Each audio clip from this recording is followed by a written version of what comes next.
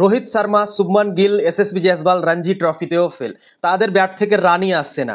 আজকে থেকে রঞ্জি ট্রফি শুরু হয়েছে এবং মুম্বাইয়ের তরফ থেকে রোহিত শর্মা এবং এসএসবি জয়সওয়াল ওপেনিং করেছিল এবং পাঞ্জাবের তরফ থেকে ক্যাপ্টেন করছে শুভমান গিল এবং সে ওপেনিং করেছিল এবং এরা তিনজনই ফেল এবং ভারতের টপ 3 এরাই ছিল বিজেটি সিরিজে। অস্ট্রেলিয়ার বিপক্ষে রোহিত শর্মা, এসএসবি জয়সওয়াল, শুভমান গিল টপ 3 ছিল ভারতের এবং রঞ্জি ট্রফিতেও এই তিনজন ফেল হয়েছে। রঞ্জি ট্রফিতেও তাদের ব্যাট থেকে রান আসছে না। ভাই কি হচ্ছে এটা? সত্যি ভাই বোঝা যাচ্ছে না। রঞ্জি ট্রফিতেও আমাদের প্লেয়াররা রান করতে পারে না। সবারই নজর ছিল কি রঞ্জি ট্রফি খেলছে রোহিত শর্মা, শুভমান গিল, জয়সওয়াল, এদের ওপরে নজর ছিল কি এরা ভালো খেলবে, রঞ্জি ট্রফি থেকে এদের ফর্মটা ঘুরে আসবে। কিন্তু একই কাহানি ভাই, কিছুই চেঞ্জ হলো না। আবারও তিনজন খুব তাড়াতাড়ি আউট হয়ে গেল এবং তোমাদের যদি স্কোরটা বলি তাদের, তো রোহিত শর্মা 19 বলে মাত্র 3 রান করে প্যাভিলিয়নে ফিরে গেছেন এবং এসএসবি জয়সওয়াল মুম্বাইয়ের তরফ থেকেই খেলছিল এবং সে 8 বলে 4 রান করেছে এবং পাঞ্জাবের তরফ থেকে খেলছেন শুভমান গিল, সে 8 বলে 4 রান করেছে এবং ঋষভ পন্ত দিল্লির তরফ থেকে খেলছেন এবং দিল্লি প্রথমে ব্যাটিং করছে। তার ব্যাটিং এখন পর্যন্ত আসেনি কিন্তু তার উপরেও নজর থাকবে কি সে কীরকম খেলছে এবং রবীন্দ্র জাদেজা খেলছেন সরসটা থেকে এবং তার ব্যাটিংও এখনও আসেনি।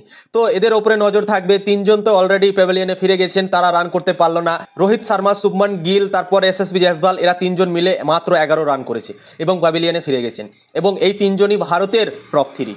তো এদের ওপরে নজর ছিল সবারই কি এরা ঘরোয়া ক্রিকেট খেলছে তো এরা ভালো পারফরমেন্স করবে, ঘরোয়া ক্রিকেট থেকে সেই ফর্মটা নিয়ে গিয়ে তারপর চ্যাম্পিয়ন্স ট্রফিতে কাজে লাগবে। কিন্তু রোহিত শর্মা, শুভমান গিল, এসএসবি জয়সওয়াল এদের ব্যাট থেকে রানই আসছে না। শুভমান গিল আর রোহিত শর্মা চ্যাম্পিয়ন্স ট্রফিতে ওপেনিং করবে এবং শুভমান গিলকে ভাইস ক্যাপ্টেন করা হয়েছে চ্যাম্পিয়ন্স ট্রফিতে। কিন্তু যদি রানই না আসে তাহলে কি করে হবে? চ্যাম্পিয়ন্স ট্রফিতে কি করবে এই প্লেয়ারগুলো? আমি সেটাই এখন থেকে ভাবতে শুরু করে দিয়েছি। কেননা ঘরোয়া ক্রিকেটের বোলাররাও যদি রোহিত শর্মা, শুভমান গিল, এসএসবি জয়সওয়ালকে আউট করে দেয় তাহলে কি করে হবে? তারা এদের বল খেলতে পারে না, তো ইন্টারন্যাশনাল ক্রিকেটে কি করে খেলবে? আমি সেটাই ভাবছি। এতটা ফর্ম কি করে খারাপ হয়ে গেল এই প্লেয়ারগুলোর? ঋষভ পন্তের ব্যাটিং খুব একটা চিন্তাজনক না। সে বিজেটি সিরিজে মোটামুটি খেলেছিল, লাস্ট ম্যাচটা হয়েছিল সেই ম্যাচটাতে দুটো ইনিংসই সে 50 করেছিল, তো সেটা নিয়ে কোনো চিন্তা নেই। চিন্তাটা হচ্ছে রোহিত শর্মা, শুভমান গিল আর এসএসবি জয়সওয়াল, এই তিনজনের ওপরে সবারই নজর ছিল। কিন্তু এরা তিনজন আবার ব্যর্থ হলো এবং রানই করতে পারলো না। এরা তিনজন মিলে মাত্র 11 রান করেছে। তো সত্যি ডিসঅ্যাপয়েন্টেড রোহিত শর্মা আবারও হবে, কেননা ঘরোয়া ক্রিকেটে ফর্মটা যদি সে পেয়ে যায় তাহলে চ্যাম্পিয়ন্স ট্রফিতে কাজে লাগবে। কিন্তু তার প্রথম ইনিংস ব্যর্থ গেল এবং শুভমান গিলকে ভাইস ক্যাপ্টেন করেছে ভারত, তো তারও ফর্মও খুব চিন্তাজনক ভারতের জন্য।